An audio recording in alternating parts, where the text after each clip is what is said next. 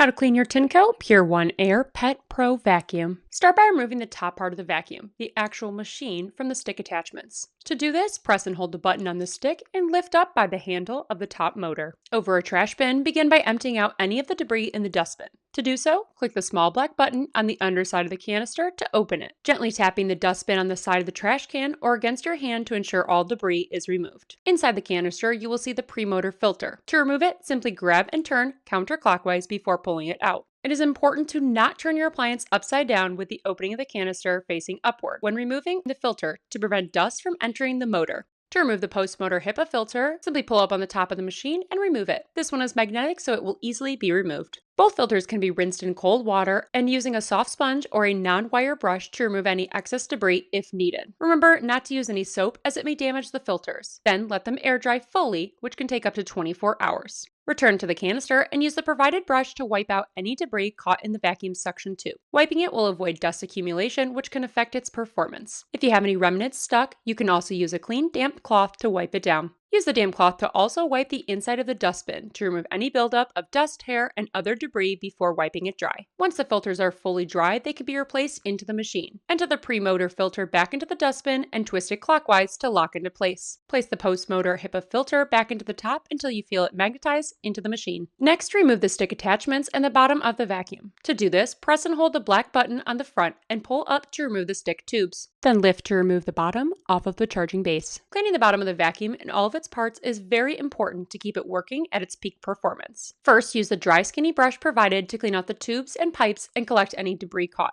Next, flip the bottom over and remove the brush roller. Slide the white button on the bottom and rotate the panel on the side towards the brush roller to use as a handle, and pull the full brush roller straight out. To clean the brush roller, remove any hair wrapped around the brush. As this is a pet vacuum, it rarely has any hair or debris wrapped around it, which I absolutely love. If you do have any stuck on hair or other things, you can use the brush roller cleaning tool provided to cut with the sharp edge and remove it, so you don't even need to use your hands if you do not want to. And do not put the brush roller under any running water or submerge it in liquid. There are many electrical parts in this section, and this can cause damage or danger to you. To clean the bottom and brush roller chamber, grab the long skinny brush and remove any clumped hair and debris from the windows and combs. Next, take a damp cloth and wipe out any remaining debris in the window. Don't forget to wipe the exterior of the bottom and the wheels to remove any fine dust and debris like salt particles that can leave scratches on your floor. Once the brush roller and the base are clean and dry, reinsert the brush roller by pushing it back into place until it clicks. Then sliding the side panel toward the top of the machine until you hear a click. The click will signify the button locking back into place. Make sure to remove any debris caught in the pipes and stuck tubes. To detach them from each other, grab a pencil or small item and press it into the small white button on the back of the tubes until it presses inward and gently pull the tubes apart. Using the long skinny brush, push it in on either side of the tube to remove any debris. Then take a clean dry cloth and remove any stains or gunk remaining. Once the tubes are clean, you can reinsert them back into each other by taking the silver tube with the white button and inserting it back into the white tube with the open hole again, until the button appears back through the hole and you are no longer able to pull them apart.